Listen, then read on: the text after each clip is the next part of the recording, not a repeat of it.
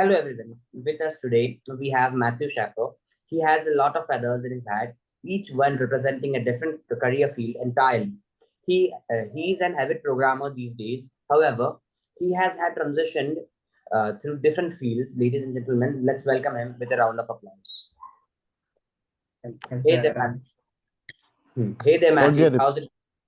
It's great to be here, guys. It's amazing that you guys are trying to reach out and get other kids together and do the group learning thing. It's the only way that you can really succeed nowadays is getting together with as many people as you can and asking all the questions, right? You're doing a great job. Yeah. That's lovely. What new projects are you working on these days? Well, last night I actually talking to you guys and some of the stuff that you guys have been working on gave me an idea, and I was going, I need news from around the world. So I figured, why not take RSS feeds for news agencies and all sorts of stuff, put them into my AI so that I could go and collect 200 different news agencies worth of stories into an AI just for the hell of it, right? I thought it was a really neat project. And so now I can go and ask things like, hey, what's the news today in this country? And, actually get some live updated information. So that's kind of the weird stuff I've been working on, is trying to come up with weird solutions to weird problems. Wow, that sounds amazing. Yeah. Okay. So let's talk about your childhood and your past, right? Yeah. So can you recall a specific moment or experience from your childhood that ignited your passion for the STEM fields? When I was in one of the younger elementary grades, we had a bunch of science fairs, and one of my first projects was model rockets. I did some projects on magnetism, all at a very early age. My dad was always an electronics nerd and a bookworm, and always tried to get me into things that were a little bit abnormal for projects, stuff that made you think a little bit more. And I think that's really what a lot of it came from, was being able to kind of look at problems not from, why does a rocket go up in space? What does it push against when it's in space, right? It's a really weird question, right? How does it propel itself? But when you think about it, it's like you guys are doing that same sort of questioning. It's, you get that really big picture idea, and then you got to kind of hone it back a little bit. And I think that's kind of where it all came from, was model rocketry and electronics and seeing magnetic fields, and magnetic filings and all those little experiments you do as a kid. Those are the things and the basis for all the stuff that you grow on and learn on, right? Right. That's really cool. So were there any mentors or role models who significantly influenced your interest in science and technology? When I became an electrician later on, there was one person named Dennis. He was one of the senior electricians. He always taught me every day a new knot. He would get a piece of rope out and he would say, today we're going to tie this clover hitch, or today we're going to tie a half hitch. It had nothing to do with what we were doing, but it was just about making you think, right? And it was about getting you to do something else so that your brain relaxed. You weren't working on the important stuff. You were learning something else. And by doing that, I kind of learned that I was able to trick my brain into doing the stuff I didn't care about as much, right? It was like, do something fun with what you're doing, right? And he always made it really fun to be able to go in and learn about things, because he wanted to explain all of the stuff on the back end of how it works. And this happens because of this. And I owe a lot of the curiosity to, my later years into him, because it was saying, go forward, do more stuff, finish your school, do what you need to do, become an electrician, right? Without those people behind you and the mentors behind you to say, get off your butt, go do something, right? It's, what do? You just sit there. So it's, I agree. You have to have people behind you. Really cool. So, oh, by the way, did you know that tying knots is actually a field of maths? It's yes. Yeah. I was watching some awesome videos about tying knots and about the types of knots, and there's like 157 or something different types of knots. Some guy Yeah. recently discovered one of them doesn't actually, it's not a different type of knot because of the way that they looked at them. And it's just, you're right. It's an absolutely insane field. And then you can look at a lot of that with the AI stuff with plot finding and wayfinding, right? Right. You're just untying a big knot of information, right? How do you look at your problem in different ways and different perspectives, right? Right. That's one way to think about it. That's Yeah. a good analogy. So, how did your early experiences and influences shape your self-perception as someone inclined towards STEM fields? Um, I always found myself wanting to just do the work by myself, right? Right. It was very much like I wanted to do the projects that I wanted to do. I didn't care so much about the projects that everybody else told me that I should be doing. You know, it's just, it was, I understand what you're saying with this, but I don't understand this as well. So I'm going to go look at this over here, right? And so like getting into programming was all because I needed a better way to do social media posts. I needed a better way to connect into different databases and different information systems. I had no clue how to do it. And as a kid, I always wanted to learn how to do programming. Yeah. I just didn't have the time. I didn't have the resources. But the big thing is I didn't have a reason to care about programming because it was like, well, what am I going to do? Build a game? What kind of game do I want to build? Well, I don't really care about building a game, right? Mhm. Yeah. But it was like, what is a cool thing that you can do and take your knowledge and apply it to? And once I found those little things, like live audio and music, and then you start looking at how do you tie that in with the other things you're doing? And then you look at those other things and how do you tie those in? And you just grow as a human, right? Keep stacking those information Yeah. pieces together. All of a sudden, you're linked in with so many people, you get ideas, and it kind of flows, right? Right. Yeah, Cool. Yeah. great. So, like, when did you first start to learn coding actually? About a year ago, actually. Most of the stuff that I've done in coding has been in the last year.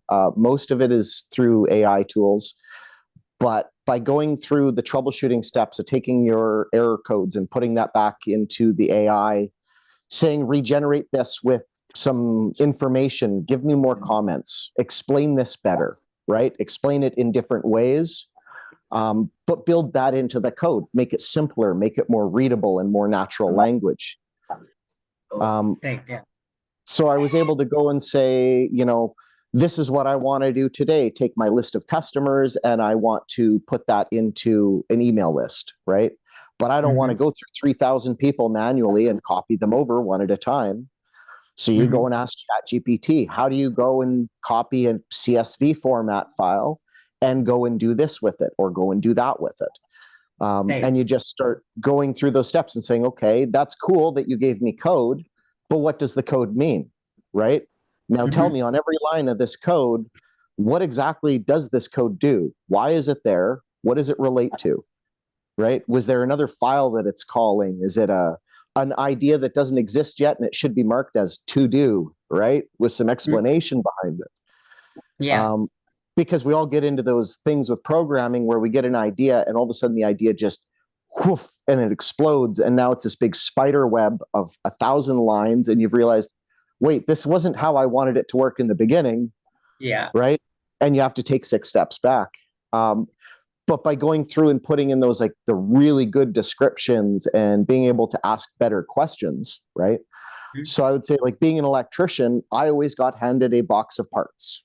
Go put this box of parts in, make them turn on and do whatever they're supposed to do. Could be a light, could be a camera, When you go through that sort of stuff, you get the ability to just say, okay, how do we want to make it work in this situation, right? So you're taking one part of it, moving it over to another, right? Yeah. Always look for the transferable patterns, right? Like you guys are doing chess programs and other really cool stuff. The pattern recognition in life, right? Find those patterns of success, right? Give yourself those little rewards, just like you'd give an AI, Yeah. These are the negative punishments. These are the positive punishments, right? And draw the little mind map out, right? Because then you're just flowing through your problems so much quicker. Yeah. That's great. So you mentioned your experience in science fairs. So like, do you Yeah. have anyone you might like to share? Like, any specific? One of the really cool ones I did, my dad had some old amplifiers around, and he taught me how to coil up some of the epoxy coated copper wire and make an electromagnet. And we probably put 1,000 feet of this very thin gauge wire on this big bolt, about 12 inches long. And we put it on a big variable voltage, variable amperage power supply. Okay. And we were able to, he showed me, okay, now we're going to put a plexiglass sheet over this. And now we're going to put some acrylic paper down so you can see through it. And we're going to sprinkle filings on it. Now we're going to go and set up the magnetic fields for different voltages and different amperages. And you're going to see that. And now you're going to record that and go and epoxy those filings down on your paper. Right. And now you're going to have a reference of this is the voltage pattern and this is what the magnetic field looks like on this magnet, right? When it's at this voltage and this amperage.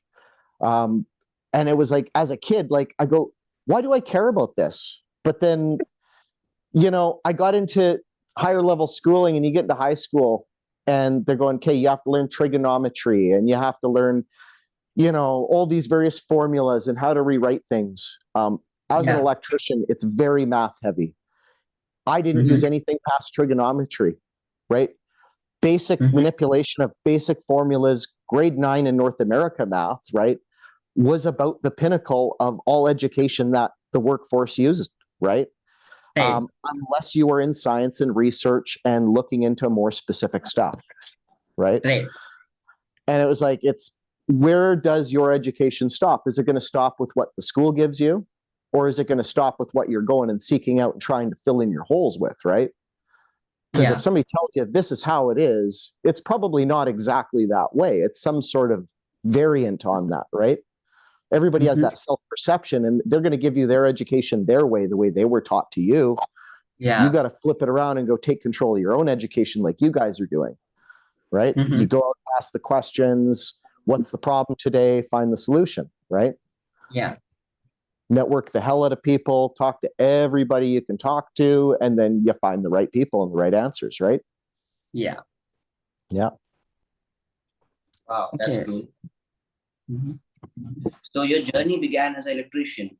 Like, could you share a specific project or moment from your time as an electrician that you consider a pivotal moment in your life, or probably a pivotal moment in your career, and how it stemmed from, how it moved forward? You know, it was, I first started out doing sales at an local electronics retailer. After I did that, I got into telephones, installs with office phone systems, you know, little wire stuff, then I got into audio systems and home theater systems. And I went through a lot of different things, right? And it was like, you keep getting people to ask you, what do you want to be when you grow up as a kid, right? 6 years old. What the hell do you want to be? I don't know, right?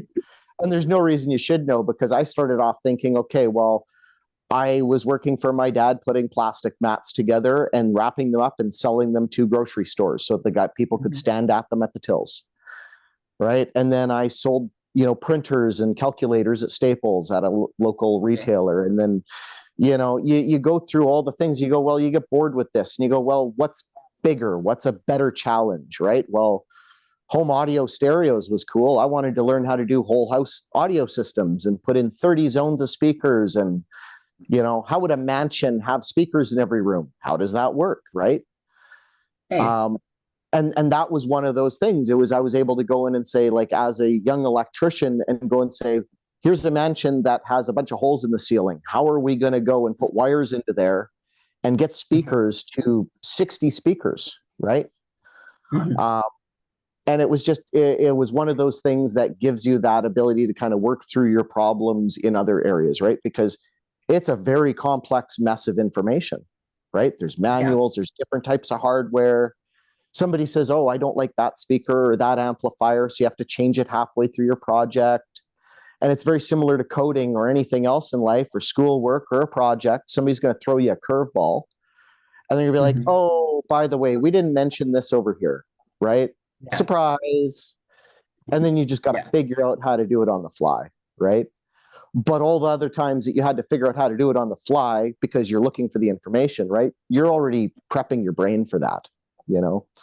It's a good mindset to stay in, right? You just keep asking the questions and keep looking for something, right?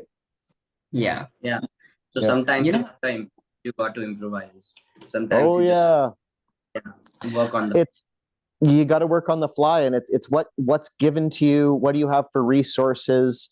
You know, if the customer says, well, I want bigger speakers in my house, and you go, well, bigger speakers, sure, we could put bigger speakers in, but they're going to cost way more, and it's going to take 12 weeks to get them. Do you want to wait 12 weeks and pay more money? And they go, no. But it's like, okay, so how can we go halfway and find you maybe not giant speakers, but maybe we'll go a little bit bigger speakers, right? You know, so it yeah, exactly. They say in sales, like when you're doing retail sales, right, you have to evaluate the scenario with your customer, and you have to say, well, what are they in for? Somebody says, I want a calculator, right? There's a lot of types of calculators. You know, what types of questions would you ask a person to say, what type of calculator do you need? Right? It's like, well, what do you do for work? Do you need the calculator for work? Is it for you? Is it for your kid? Oh, okay, it's for your kid's school, right? What year of math is he in, right? Is he doing like, you know, senior maths and he's going into university, or is it something different, right? You know, do you need graphing calculators or a construction site calculator for estimating board feet? You know, because there's calculators for that too. So, you know, that's the big thing I'm getting at, I think, is how do you ask the questions to get the answers you need, right?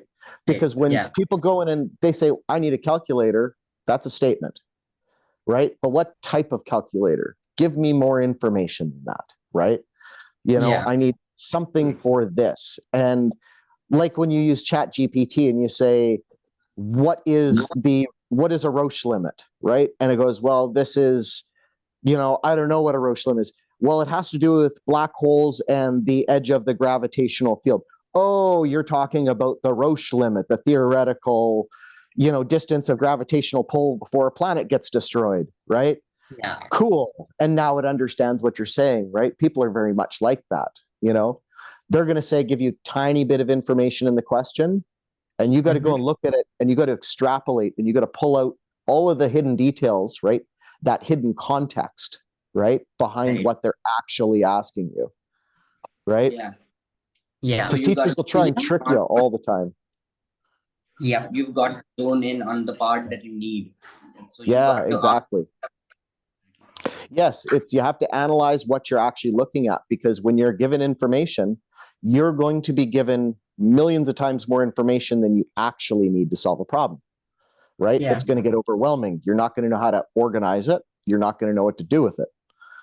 But, you know, being young data scientists, right, you know, okay, well, hey, I have a table. I have a CSV sheet, right? That's a calculator and a record. Cool. Well, now I can do stuff with that. I can visualize it, and then I can make decisions based off that. Right? So like, you know, you're selling podcast, you know, tickets, or you're selling memberships to a community. You can look at calculus, and you can look at derivatives, and you can say, based on all these factors, what is our perfect price before we start overcharging or losing customers, right? And you can look at your data set, or you can look at metrics for your demographics on YouTube, and you can say, you know, are we primarily in Indonesia? Like right now, my YouTube channel, Philippines and Indonesia are the two places that are viewing my stuff the most. I go, that's really cool. I didn't realize that there was people looking into AI stuff as much down there, right? So by seeing all those little patterns in your data in your life, right, you can find and jump onto all the little opportunities, and, you know, right? Because you start seeing those patterns, you already know they're there, you're analyzing the situation, you're asking the questions, right? Be the dumb guy in the room, right? Be the stupid guy that asks all the questions, right? Because, right, nobody wants to ask questions because they look stupid. Exactly. Right? It's like, well, I don't know, right? Like, I'm not an expert in quantum physics, right? I need somebody way smarter than me to deal with that. So when you admit those little things, it's like, I don't know about this one little bit, I need help understanding, right? Show me.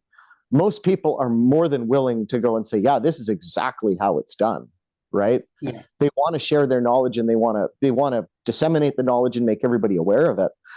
But people don't know the question to ask to get there, right? Yeah. Mm-hmm. Don't ask me how many times I hope my parents don't hear me, but I've gotten kicked out of the class many times for asking dumb questions that the teacher could Yeah, not answer. that's exactly it. And you know what? If anybody says they have it figured out and this is the way it works, it's like, no, sorry, you're been falsely misled. It's like nobody is, in my opinion, that has, to say this is exactly how everything works with confidence, 100%, right? And it's like, well, you have to have a little bit of curiosity and a little bit of thought behind everything you're doing, and say, is this actually good, right? Did raising my voice at my kids because they didn't do what I wanted, did that help? No, right? It made them pissed off at me. And then I went and had to go and apologize and whatever else, right? It's, you don't want to upset people, but at the same time, you need to go and push, right? And it's that fine balance in life of, navigating humans, right? We're weird monkeys. Yeah. Right? So Great. So that was a great story. So Yeah, thanks. Sorry, I blab on a lot. we Yeah. love stories. So the next question is, how did your experience as an electrician influence your approach to problem solving?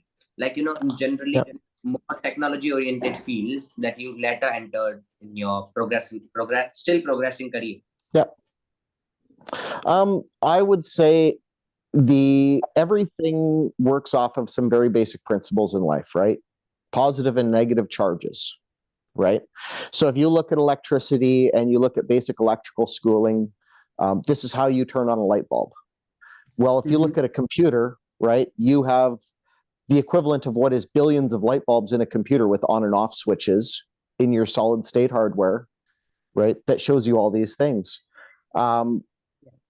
Everything that you do in all the other electrical and science and low voltage fields, they all start transferring through because they're all based on the same principles. So when you're an electrician, it's like, well, I have a light bulb I have to turn on. Well, now I'm dealing with Python programming and I say, I have an API call I need to turn on, right? How do I trigger that? Well, it's triggered with an input. Well, an input is a contact for a relay, right? Yeah. So it's like, well, you can literally draw out logic for circuit schematics in the same way that you draw out logic for programming. And the same way you can draw out logic for like an A-star pathfinding algorithm for going from point A to point B on a map, right? For your fastest possible route. You're going through a logic tree of decisions and it's like, well, it doesn't work. Okay, well, did we turn it on? Does it have power? Do the electrons have the ability to flow from here to here? Do we have a break in the cable, right? Is there heat, right? Do you feel it? And there's a ton of heat on your cable and you go, okay, well, that's the same as throttling on your connection, right? Oh, we're getting overloaded with all these different requests and now the server starts giving you timeout errors. Well, how do you do that? Well, you got to do exponential back off, right? Rate limiting, all these other ways of doing it.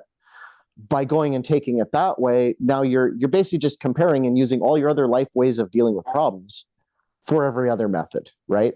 It's like take the single one solution, now go and broaden it out a little bit, see if it applies to all the other solutions, test those really quickly in your brain, just like the AI does, and go, okay, this is most plausible. Oh, it didn't work. I failed. Well, let's try a different way of doing it, right?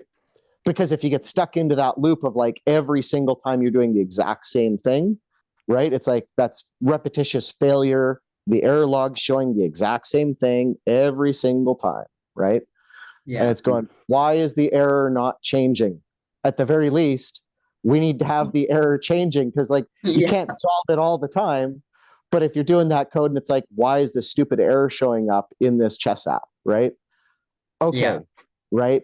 And you chase this air around and you go, oh, it was way simpler than that. It's like it's a bracket that you were missing somewhere and was hidden by a slash, or, there's always something stupid that is Exactly.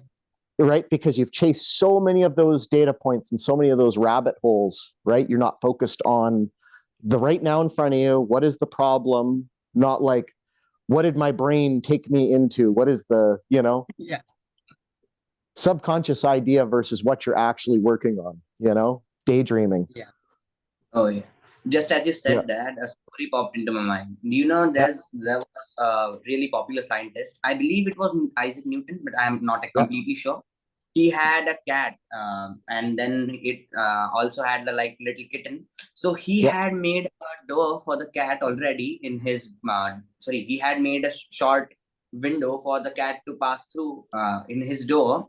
But then he later, when the cat had a kitten, he built another door that was way smaller just Yes. beside it. But then he realized that the little kitten could also pass through the very same door that the cat was passing. Yeah. So, so That's exactly. yeah, sometimes when we are just facing a problem, we can't think of the most simplest answer that just Yes. exists. Yes. Yeah, absolutely. It's there's a bias. There's a series of lectures I listened to on Audible. It was called Cognitive Biases, or something like that. And it was 21 lectures. It took a long time to go through them all. But one of those things they talked about was, so there was a story of when you do a roast in the oven. And so grandma always cut off the end of the roast and put it in the pan and put it in the oven, would put the roast of whatever leg of something in the oven and cook it. But they always cut off the end, right? So for generations, they cut off the end of the roast before they put it in the oven. Well, and they go like, well, why are we cutting off the end of the roast? Well, that's how mom did it, right? And you ask mom, why do you do it? Well, it's because my mom did it that way. And you ask grandma, well, it's because that's the way my mom did it. And when you look back, you say, okay, well, why was that? And she goes, oh, well, because the oven was this big and it was heated by wood.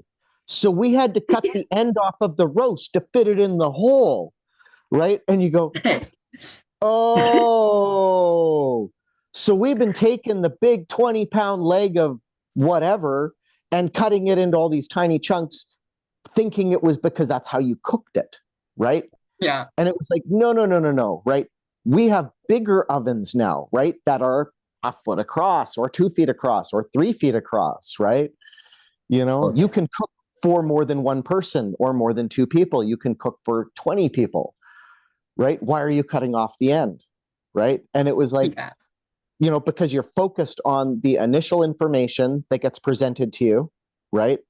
It's one of those initial intake biases, right? This is the first thing I see, right? So it's like when you see somebody picking up a soft drink on a commercial, right? Cold, cool, refreshing, liquid dripping, condensation coming off the can. You feel the coldness on your hand thinking about the can.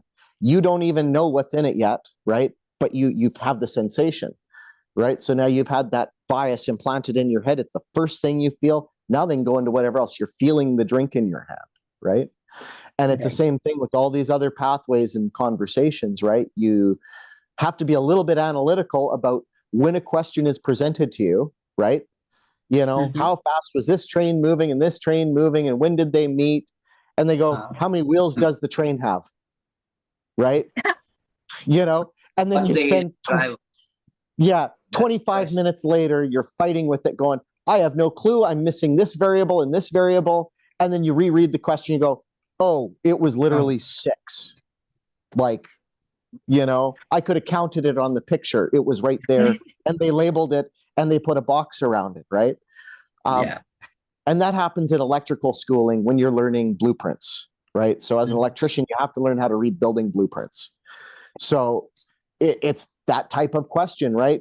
Go and look on the blueprint and find the information. Well, the blueprint is 3 feet wide by 2 feet high, right? It's a big piece of paper with a lot of little lines on it. Go find the little tiny number that relates to the column that holds up the floor for this stairwell, right? Yeah. And it's like, okay, Sure. And you start looking through it, you can chase down all sorts of little rabbit holes because you get distracted from what you're doing, right? But then it's like, is that actually what you needed, right? You may need just the measurement on it, and you could literally just look at it and measure it. But you're sitting there staring, looking for a number on it maybe that doesn't exist, right? Because they give you a scale on it, and you got a ruler beside you, and you're supposed to remember, oh, that's right, I got a ruler and I can scale this. And then I can go like, oh, I can times this by 25 because the scale's by 25, right? Yeah. And now you're ramping it up, and now you're, oh, this was actually a stupid, simple question, right?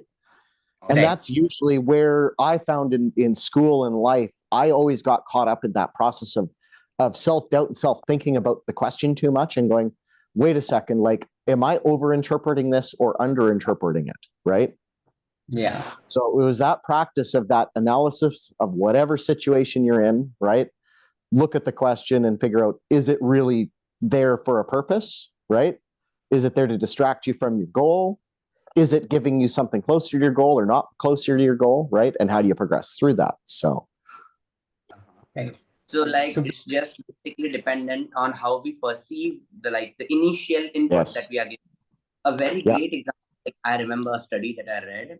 It was that there were like some 20 people, and they were given the same chips packet, but they were made to wear headphones, which played a slight different version of the chip being eaten, like Yes. the crackling sound. It Yeah. was just slightly different in everyone's headphones. Yeah. And those who got it, like those who like had very little to no crackling sound, they thought that their chips were comparatively stale than Yes. once they had eaten when the headphones were off. Yes, So absolutely. just the way we perceive. Yes.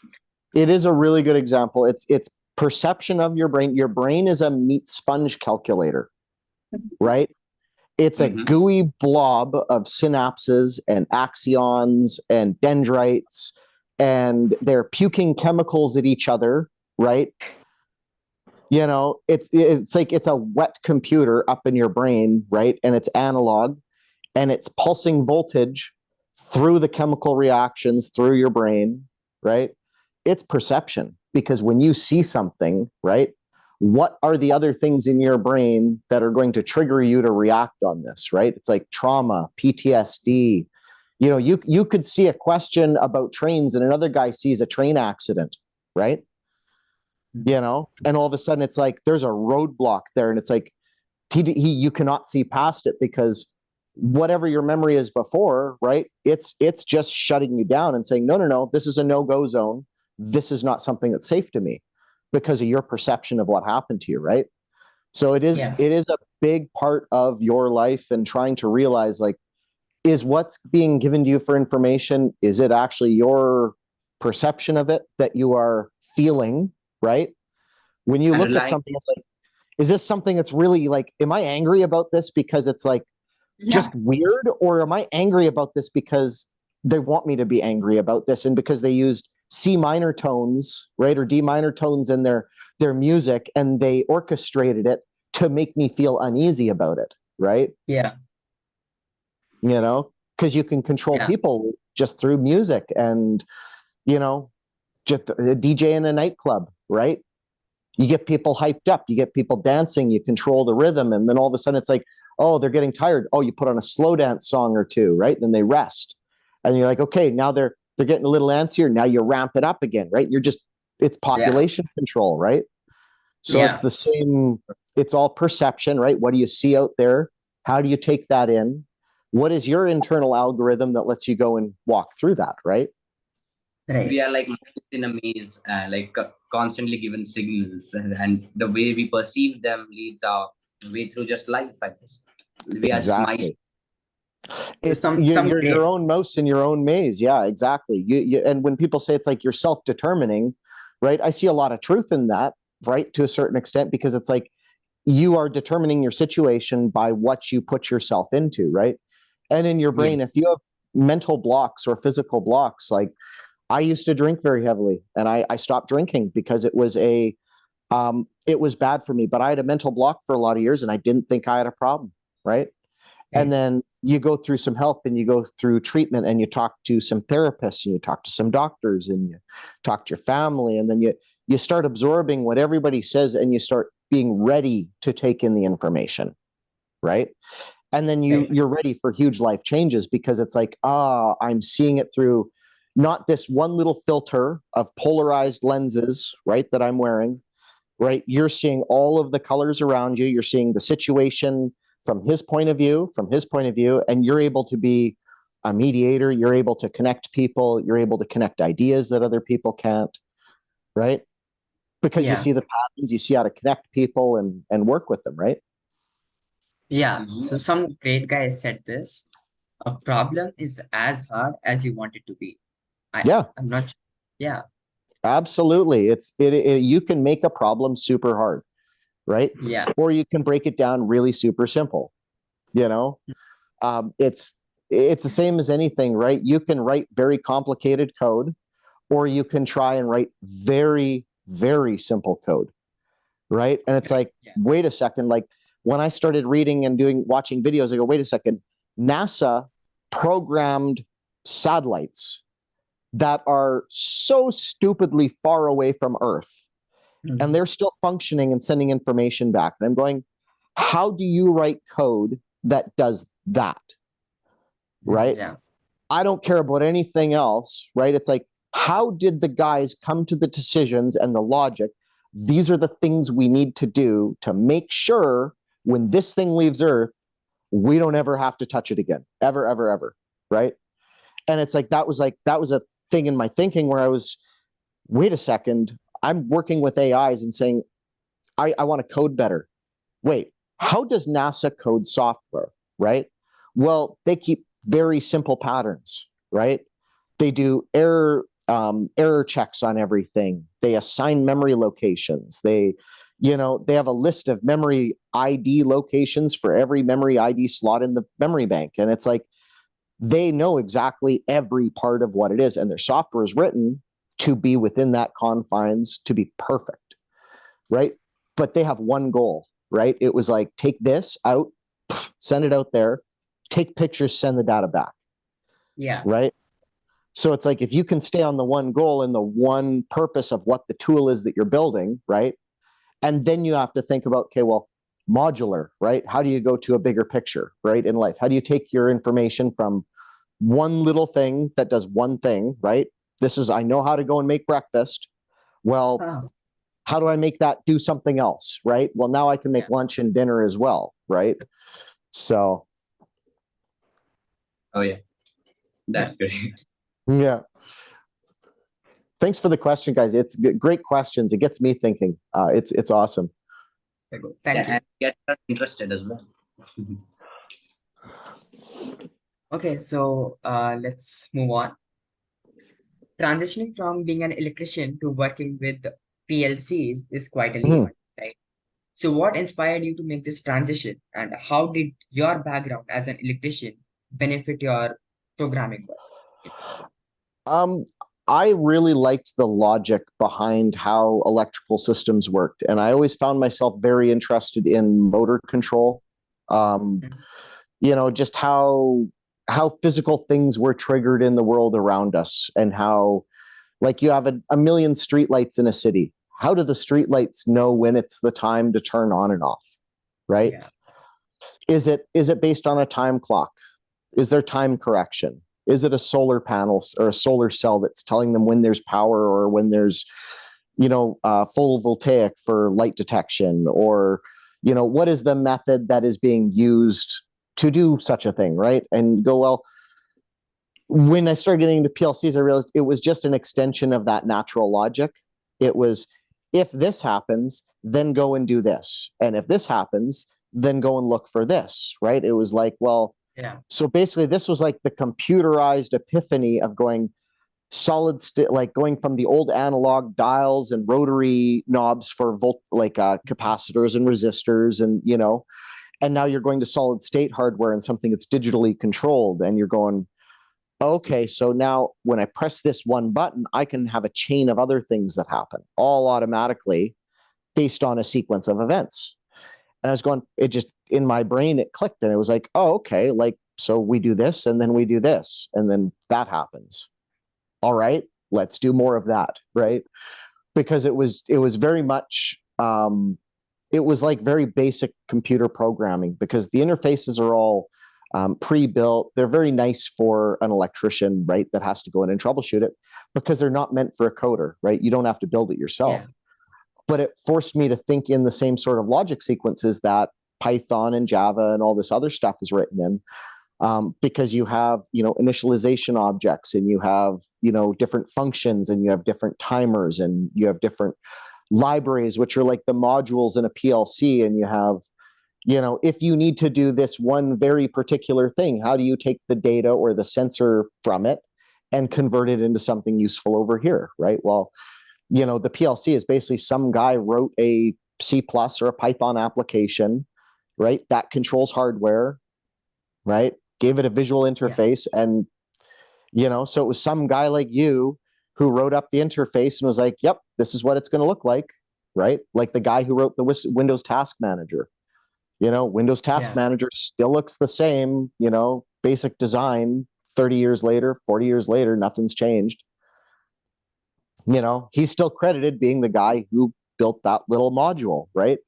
And it's like, in life, it's, we're all going to find those little modules you build. And that's why with personal AI and getting into all of the other stuff that we've done, I found my little niches in trying to pick up the data points and move them and resort them and try to help people understand what they're actually looking at. Because I went through that process of not understanding what I was even asking for questions as a salesperson, and saying, well, I don't know anything about databasing. Who do I talk to about databasing, right? Let me find like 6 or 7 other computer guys that know way more than me, right? And work it that way, right? So always try and find people smarter than me was my goal, right? Always, because it was like, I don't know anything compared to half the people in the room, right? So keep asking. But then it was like, at a time, all of a sudden I became the guy who was teaching other people. I was like, oh, I got old and I grew up. Oh, but then that was the really cool part, because I realized it was like, wait a second, when you say like, how do we go and process natural language and give a score on something? I go, it's okay. I know how to do that. Use NLTK and Spacey, right? It's a little library. Boom, boom, boom. 20 minutes later, you got your problem solved and it's all taken care of, right? So I'm able to help other people go and jump over a few of those steps, right? Because of, I had to go and run through them myself, right? Leads into a good concept, though, that you always have to keep in mind. Good times lead to weak men. Weak men lead to bad times. Bad times lead to strong men. Strong men lead to good times. And it sits there in this loop, right?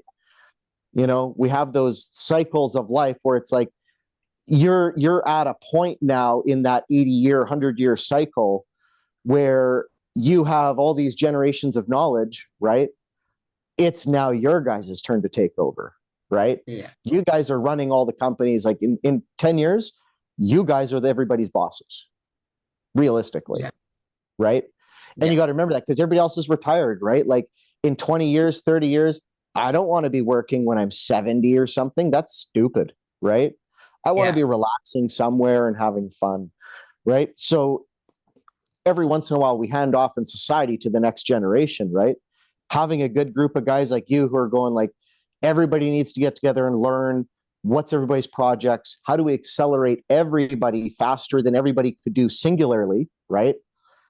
How can everybody say, what are you doing today for school, right? And go, oh, I did that like 2 months ago.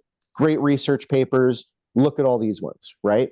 And all of a sudden you're like, yep, there you go, right? And now your friends and the community, everybody becomes everybody else's mentors, right? Because, you're feeding other people, and it doesn't matter the age, right? You have knowledge that other people don't have, right? The fact that you're passing down and training that knowledge into other people, right, makes you a mentor to somebody, right?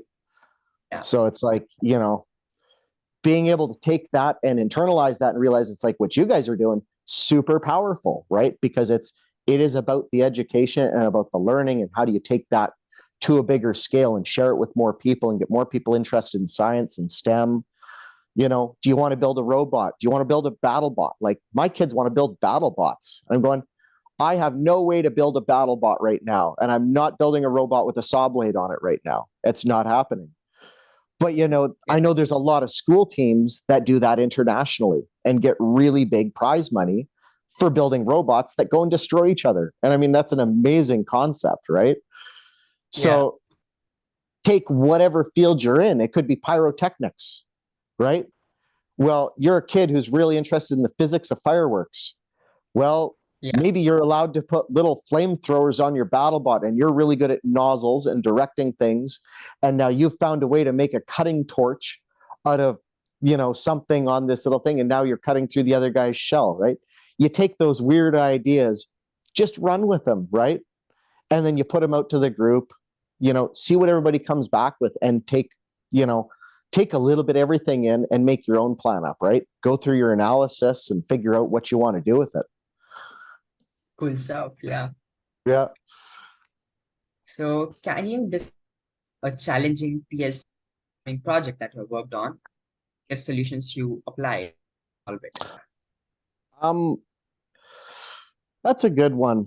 You know, I think the most challenging thing I've found in all of work was not any of the functions or things that you did on a daily basis. The hardest part, that is the biggest challenge, was dealing with humans. Other people is the hard part, right? Yeah. Learning how to communicate and learning how to listen to other people's opinions was very challenging. Yeah. Right? And it's like, especially when you're not in a position of power and you are put in a position where you're told, sit, learn, listen, right? Don't ask questions, just sit down and be quiet and learn. And it's like, well, yeah, bye, right? Take off, find a new teacher, right? Yeah. Because it's, you know, you have to direct your own path with that sort of, like, if you are around those people that want to take you down like that road where you're going, I really can't deal with you mentally, right? It's like, it is a thing, right? You are allowed to be your own person and have your own opinions. Other people are allowed to have their opinions. You got to act professionally in a workplace, right? And the hardest part was always dealing with people who had either ego problems or they had their own traumas that they hadn't worked out, right? Yeah. One person in particular was a manager from years back on a temporary job site I got called to pull some cables. And he was giving me hell for talking to a guy beside me on the job site. We were both working, doing our job, but just talking casually as we worked. And he came back to me later that day after I'd stopped talking completely. And he said, "Do you have a problem with me?" And I said, "No, sir. I have a problem with the way that you're conducting yourself in this business environment." And I was like 16 or 17. I have no clue where the heck it came from. It fell out of my face. And then I got really scared. But then he said, "You know what? I'm really sorry. I am a really grouchy old mean guy, aren't I?" And he went and he stopped and he went and self-reflected. He actually gave me an extra 20 hours of overtime on that job. He authorized, he was like, "You know what, you and your team did a fantastic job. I'm sorry for being a jerk." And he authorized extra pay. We got a bonus from it, right? But the only reason I got a bonus from it was because I called out the old grouchy guy for being old and grouchy in a place where he shouldn't have been, right? Yeah.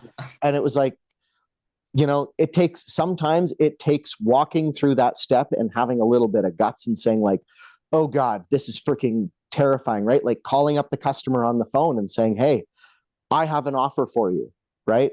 Is terrifying, right? Unless you believe in what you're doing, right? So choose what you're doing and what you're talking about.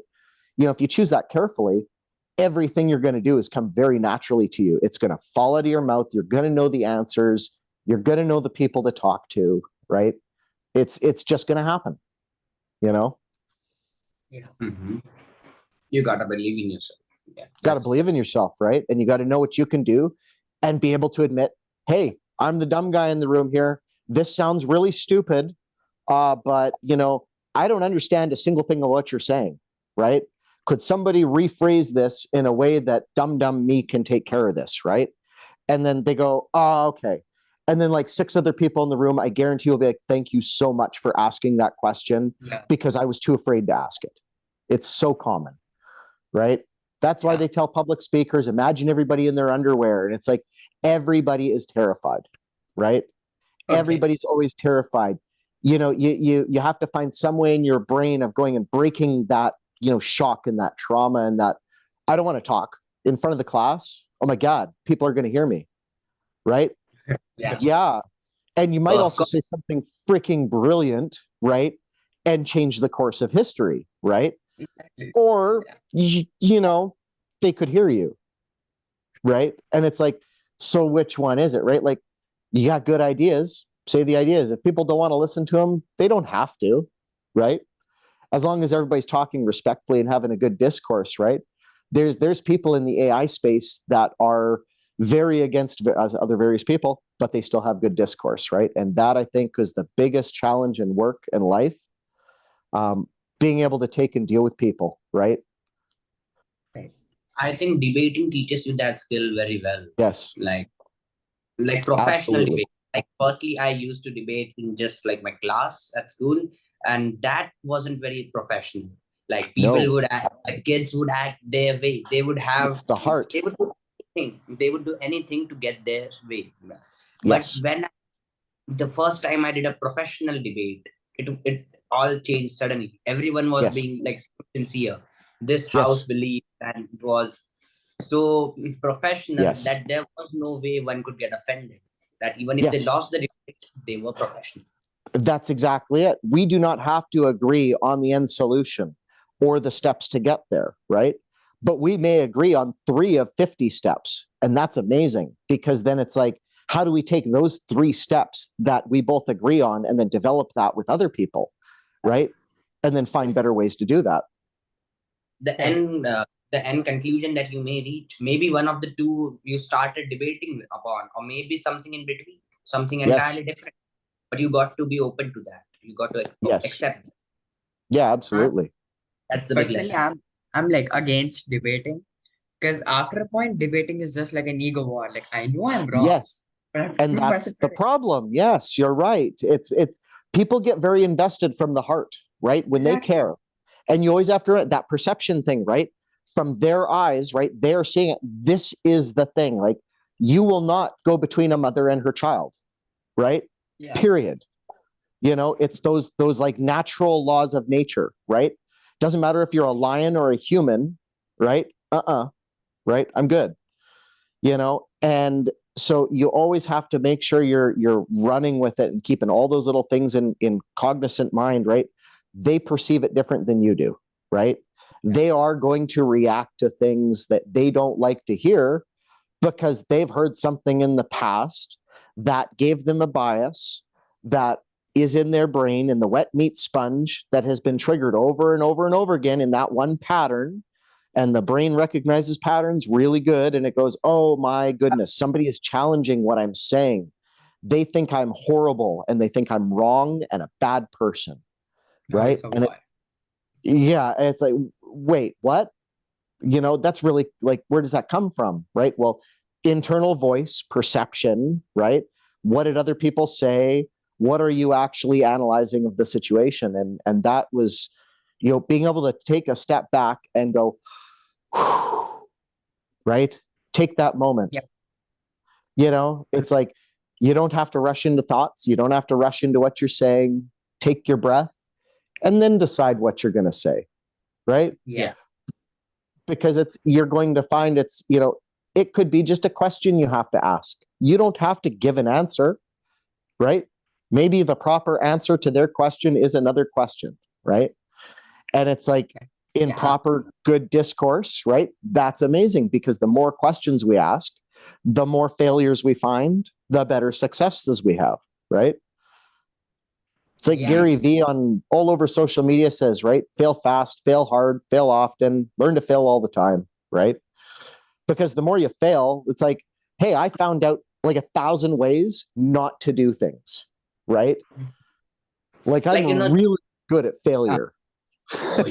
They say that if you've gone to like the nadi or the very deep that last point that you can go to the depths of something, then you're Yes. bound to go because you have learned all the experiences that took you down. Yep. Now you have to go up. You are That's bound to. exactly it. It was, well, yeah, absolutely. Trying to remember that, right? I have a hard time with that, and I'm 38 years old, right? I have a hard time remembering, right? Keep in the present, look at what you're doing, right? And because you get emotionally charged up on things and you go, I'm passionate about this and I love this, right? And then it's like, you can say stupid things accidentally. You know, people do that and then get offended. So I'll quote Edison here. I didn't find out 99 ways a bulb breaks. I found out 99 ways on how not to make a bulb. Yes. Yeah. Yeah. That's exactly it.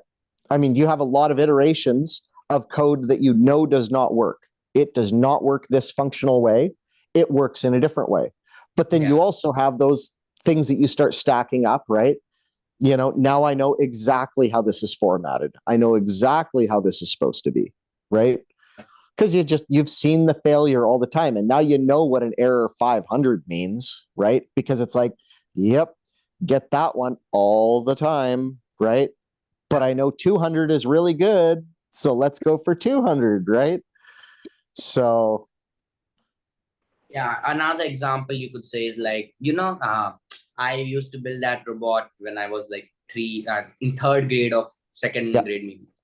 It was like a line following robot. It followed a black strip of line that you would etch out onto the floor, yeah, and the robot would go after it. There was also another variant that the robot, when it was set free, it would go in a straight path on like an imaginary black line, and whenever it would face a wall, it would not yeah, hit it. It would sense it like 2 to 3 centimeters before that, and it would turn around. It would turn like yeah, 90 degrees. So that is how we need to be. A little life yes, advice from a yeah, teenager. absolutely, yeah, We it, we are yeah, not to get invested and go into the wall. We are not to hit the wall. We are yeah, supposed to realize yeah. our mistake, See the and wall, take. Yeah, see the yeah, wall, realize the mistake, realize the impending disaster that we may cause, and yes, then absolutely. Readjust the algorithm and make a 90-degree turn, right? You pivot. Oh, look, we have an open door here, right? yeah. Amazing. So Okay. that's about it. That's a No, great that's life awesome. advice here. I love it. We've gone a long way from just basic questions. I All know it's right. all good, and we're keeping you guys up late. I know the time zone difference is a killer. I talk to so many people now in India Standard Time and stuff in Pakistan and India, and it's going. I know, like for me, I'm awake right now. For you guys, it's the end of a super long day. 12:30 right now at night. Yeah, It's 39. yeah, What time is it for you troopers. there? Right now it's 11. It's almost 12 o'clock noon, so it's almost lunchtime. Oh, Yeah, right. It's way past the bedtime actually. If you are yeah. supposed to go. I know we're keeping you up late tonight. So, what else do we got going on for stuff here? Let's. Yeah. So after PLC programming, you move to Yeah, telecom and communication, right? yeah. So that significant shift, I'm sure. So what motivated you to explore this field and what skills acquired during this phase of your career? So I actually did telecom just previous to the electrical, and I found that it was a really good shift from doing home stereo systems and low voltage. It taught me a little bit of programming with software and being able to use terminal application, be able to connect into serial devices, and being able to do basic control of hardware through a computer, because a lot of the old phone systems were done through serial control. So it got into doing voicemail programming and other type stuff. And then I realized it wasn't my cup of tea. I didn't like doing phone systems. And I decided, you know what, I got to go back into doing electrical and other things. And for a time I transitioned and I fixed drive-through headset repairs. So I did the headsets that people wear in drive-through restaurants. I fixed the microphones and speakers in them. I cleaned them, send them back to customers. Another job was taking analog to digital, reel to reel stuff and moving that over to digital formats like DVD and, computerized USB stuff. And it was very much always trying to take what I had learned previously, figure out some new higher level way of doing it, right?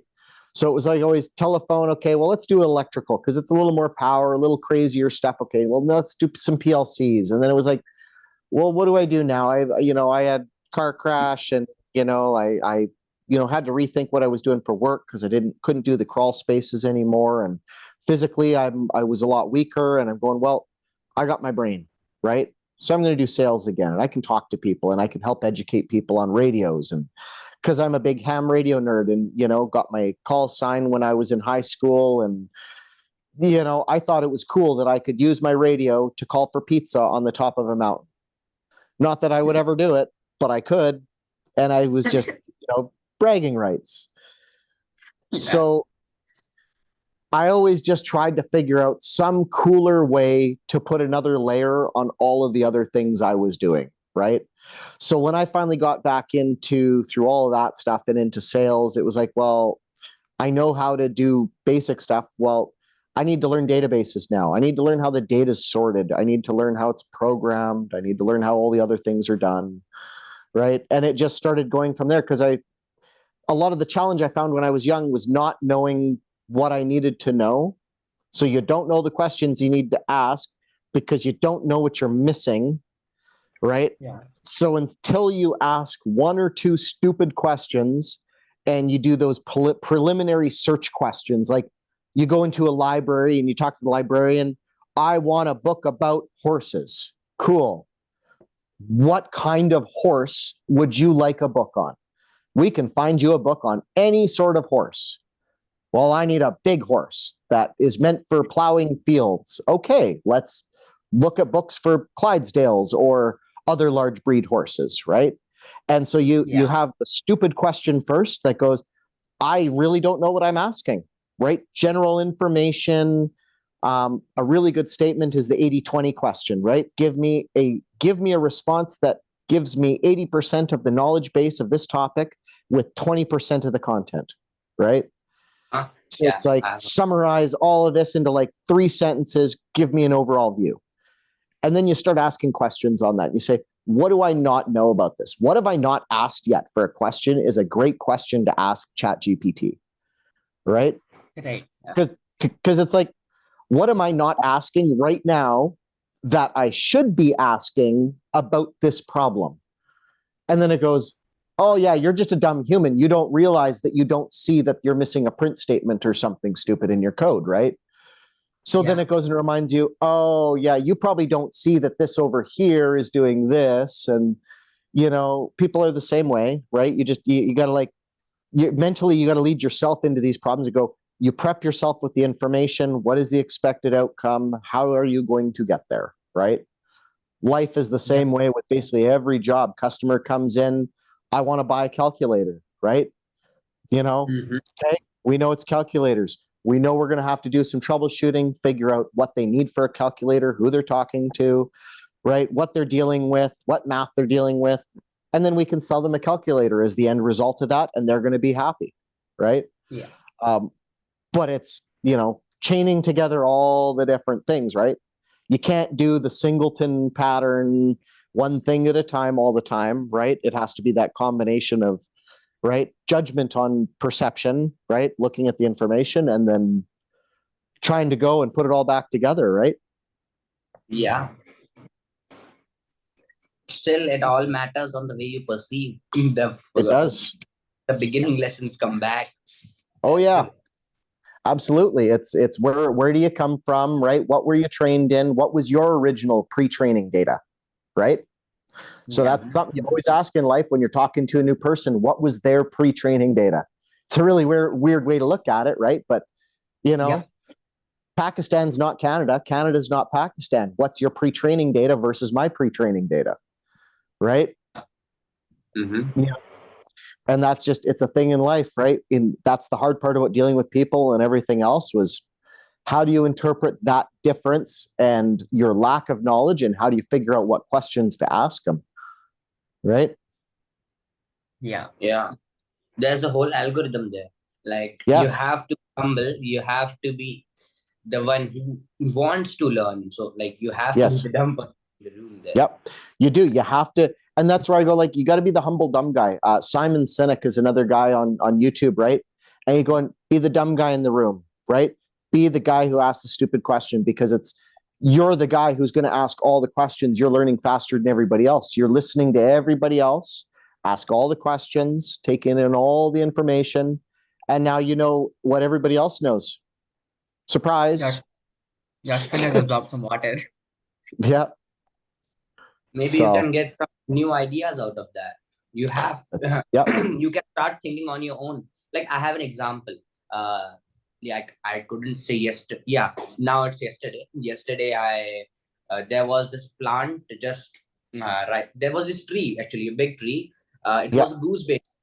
So there were the gooseberries would fall down, and I just thought like kids were roaming around. I thought maybe someone could eat them, like absolutely. Someone could get poisoned. So to prevent that, there was just like 1 or 2 branches of the tree that were having gooseberries on them. So I hung up some, like you could say, pots, not plots, just platters, and they collected the gooseberries. And just in the evening, I did this in the morning, and in the evening I got asked like, did you do this? Like when I was clicking a picture of that when the gooseberries were collected in that. Yeah, I said, yeah, but in my mind, I thought maybe I could get scolded for that. Like, I had no business doing that. But they actually congratulated me and thanked me that was a problem that could have happened. Like, not may have happened, no one knows, but it could have happened. Like, I was sensing that there would be a wall still ahead, and we pivoted from there. So probably some kid got sick from the poison. And I'm sure somebody probably did at some point without anybody knowing, right? And he probably spent a week at home puking his guts out, not feeling good, right?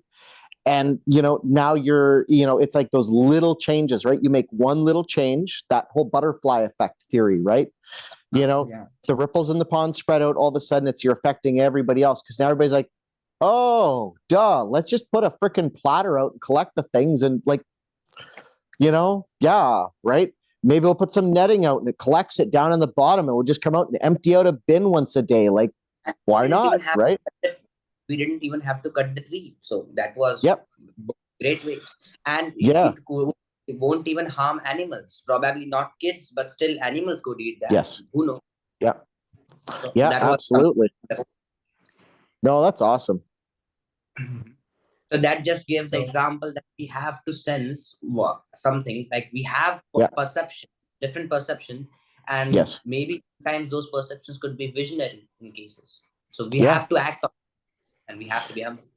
Yeah, that's right. And like you said, you don't know what the other person's perception of the situation would have been. They could have jumped down your throat, right? And a little bit nervous about doing it maybe, but it's like, well, the benefits of me doing this outweigh the risk of me getting yelled at for it or getting whipped for it. So let's go and do it. Right? Economically, that's right. Absolutely. Yeah, it's reward versus loss. You can continue. No, it's all good. Right. So we had this small tree in our park before, like where I used to live before, and so there used to be like small berries, like really sweet sour berries that I used to love, that everybody used to love.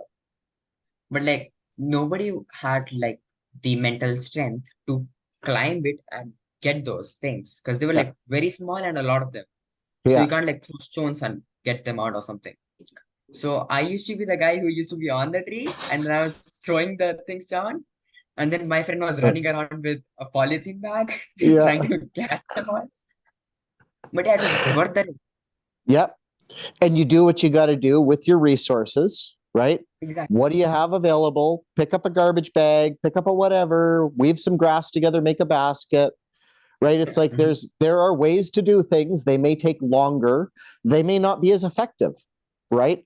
But it could be what you have available to you, right? So, make lemonade when they give you lemons, right? You just do something, right? Any progress forward is good progress because, like you said, it's fail fast, fail often, move past it, get to the next iteration, right?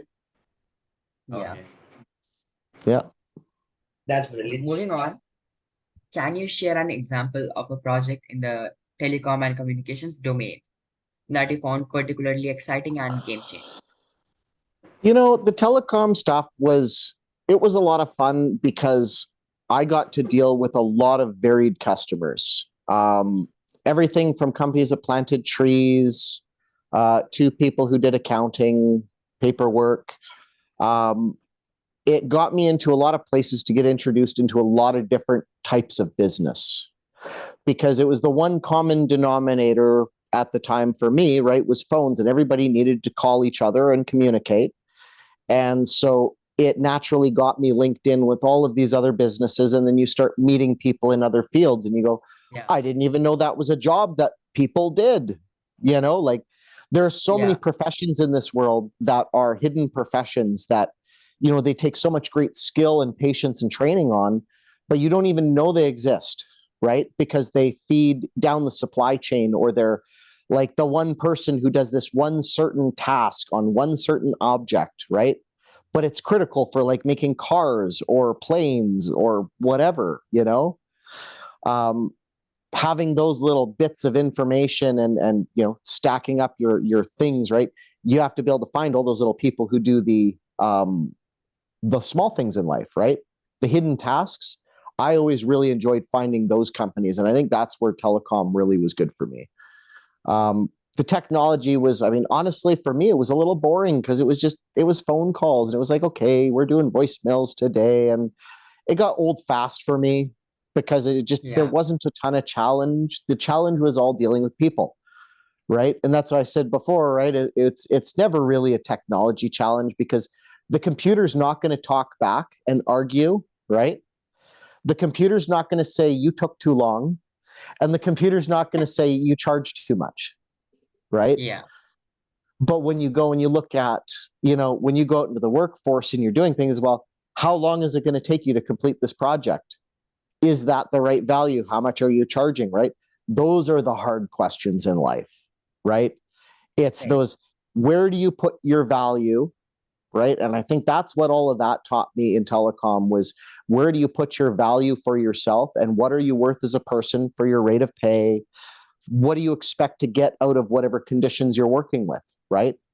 Because it's not always money. Like you can take a job and get paid way less money because you have freedom to do good things or fun things, right?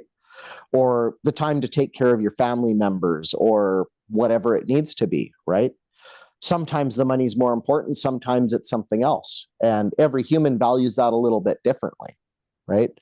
And I think in telecom, that was what I kind of discovered in that part of my life was just, everybody values their time and their efforts differently. And, you can be a very low wage employee doing very important work in very mission critical companies, in a bank, in a government office, in a whatever, right? And it doesn't matter where you are, right? You're the guy standing between success and failure of them, right? Literally through plugging a cable in, right? And it's like, so what is that value to you? What is your perceived value of yourself? Right. And I think that was the big thing in telecom for me. It was learning, this is a technical field that grows on all the other fields. And it's one of those things like you're paid more than just a person who can pull a wire, right? Because now you can program a phone system, you can program a voicemail tree, you can do the recordings for the customer when they don't want to do the recordings themselves, and you can help walk them through the thinking process. You're worth more, right? But when you're just starting out and you're learning and you're stacking all those skills, right? It's like you sometimes have to sacrifice a little bit of those pay things and those other things because you don't have all those skills yet, right? Or maybe people don't see that you have the skills yet, right? So it's like, how do you go and transition yourself into those other things and let people know, like, hey, I can take care of this for you. It's all good, right? Yeah. Like, not a problem. And I think that's where getting into the STEM fields and everything else. So, being able to go and logically think about it, creating a website that can do podcasts, that has information on it, is a thing that was hard 10, 15 years ago, right? You had to learn HTML code from scratch. Now you can go to ChatGPT and say, please puke me out a web page with this dark styling theme and these colors. And it regurgitates this information code up, and you put it in and it loads up and it's beautiful. And you're like, yeah, I saved like 10 hours of coding and I didn't have to learn HTML5. This is amazing, right? And so it's like, you guys are at this cusp where education and everything is taking off at an exponential rate, because it was like when the calculator got brought into schools and everybody said, no, you have to do it with your head. You have to know how to do the calculations. And I became an electrician, and I was like, they go, no, grab the calculator. These are big numbers with lots of decimal points. Don't do that in your head. Do it on the calculator, right? Do it on the spreadsheet. They don't want you to do it in your head. It's like, think about the important things in life. Be analytical, right? Schools originally were designed for factory workers, right? I've seen that video. Yep. And it's a life thing, right? It's how do you train the basic knowledge into a person, right? But the guy who wants to own the factory is going to go out and look for more resources and more knowledge, and he's going to get training from other people. Maybe he's going to volunteer his time for an organization and do their social media, right? And those are those jumping points that get you into those larger positions later on, because now you've done it, right? And you can say, yeah, I did it. I did it for free in my spare time, right?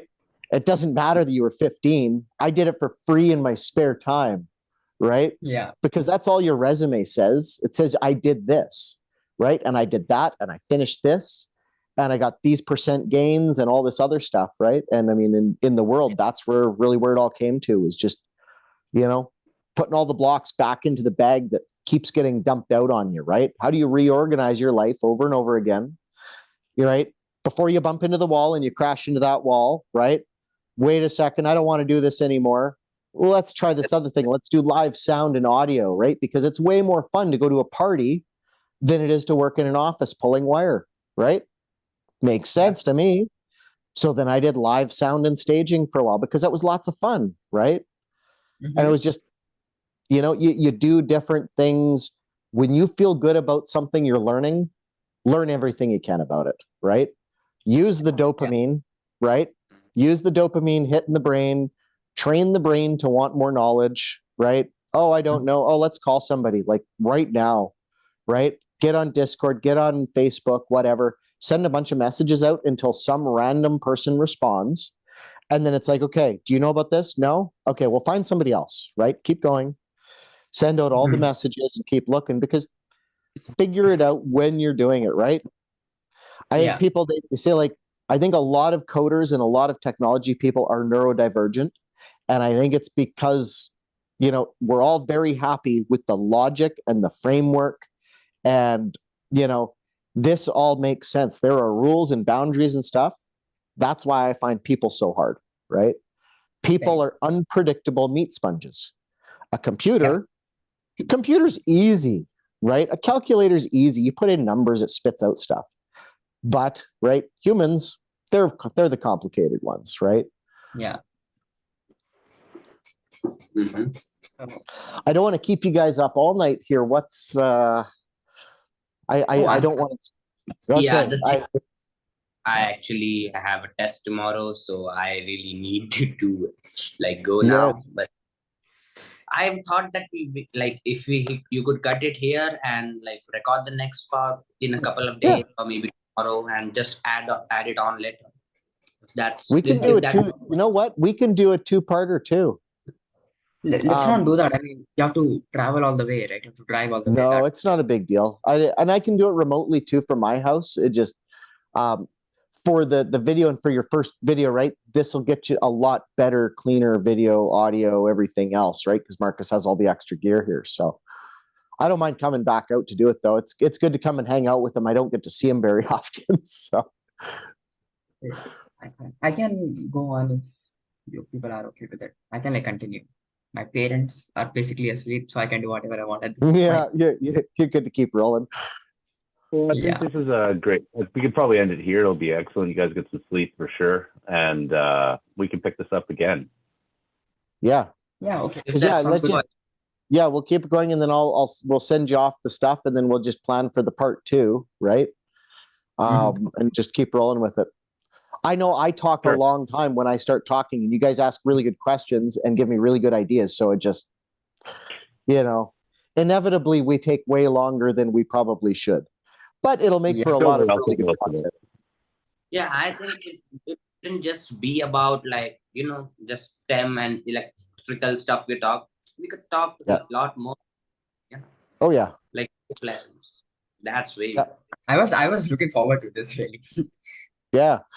The other thing I can do is I can set up a reoccurring scheduled Zoom meeting, right? That just has the same link and is just active, right? So for doing various stuff like this, if you guys want to start doing a regular thing or whatever, we can start planning for stuff like that. It's not a big deal to start organizing it. Once you get a procedure and, like you said, you figure out the patterns and how you want to do it, right? It's always fun to bring on lots of community members, right? Like, so maybe like part 2, we do like part 1, release it, right? And then we do like part 2 live on Zoom, and we bring in a bunch of other community members to have in the chat, right? That That will be won't better. More interactive. No, Marcus hates that idea. because I think there's it's like a good lot for of interaction, but Producer says hell's no. I mean, it's like if there's someone moderating it and we just take Yes. questions, then totally. I think that's a great way of doing it. Honestly, No, yeah. I'm joking mostly. That's actually, we could definitely have people that sit in the waiting room and send messages. Yeah. They'd be non-communicative members. We could even set up a second Yes. Zoom link for them to be in that or that somebody can moderate through. Absolutely. or maybe Yeah. it can be like a YouTube thingy where it's like Yep. on the YouTube and then you can like answer to comments maybe. Yeah, I can just do a live stream out into YouTube land right off of one of the feeds, and we can do it that way too, right? Yeah, and if Yep. it really blows up, like if we get a lot of community members, you could also make like a community on Facebook or WhatsApp or whatever. Like get more people involved and talking about it. Yeah. We do have one on Discord, so yeah. Yeah. Okay, that's fine. Okay. Right. Thanks a lot, Cool. Matthew. This is the Hey, world. no problem, guys. It's lots of fun. You're keeping me thinking. Super proud of what you guys are doing. Keep it up, right? Don't let anybody, like I said, anybody who tells you they have it all figured out, they're bullshitting you straight out, right? Mhm. It's just keep asking the questions. No adult in the entire planet has a clue what they're doing. We're all winging it. Just keep going. It's literally, that's the secret, man. It's like parents and everybody else, we're all doing this the very first time, right? It's like it's like we're on round 1 of life. No previous life's memories. Yeah. And unless you can harness that, right? Like that's our, like, what do you got? You got what you have in front of you. You got right now, right? Make it happen, right? Don't let the people stand in front of you. You guys are going to do really good. Thanks. I mean, everyone's living outside, right? It's a new experience always. Yeah, absolutely. And keep up the stuff. I'll get I'm sorry, how do I pronounce, I can say Kush. How do I properly pronounce your name? Sarthak? Sarthak. Good. Sarthak. Okay. Yes. Sarthak? Sarthak. That's fine. Yeah. Okay. Sar- I will. Sarthak. Okay. I'll practice. It's all good. I'm learning. I got friends in other places in Pakistan, and I'm trying to pronounce their names not horribly. So I'm working on it. How do you pronounce your surname also? So Matthew Schafer. So it's Schafer. Yeah, Schafer. So it's originally, I think it was a German name, coming from sheep herder or something like that. It was some weird offshoot or something. Yeah, And we have a weird spelling. The Schafer is, there's like 5 or 6 variations on it with A's and extra E's and other weird things, double F's. And Yeah. so it's another one of those weird regional names. And I think it's mainly Germanic. So yeah, German. German. Yeah. Yeah. Mm-hmm. Well, my surname is also pretty confusing for people. It's like Maheshwari. People can't say that. No, it's like my other friend, his last name was Sudhakaran, right?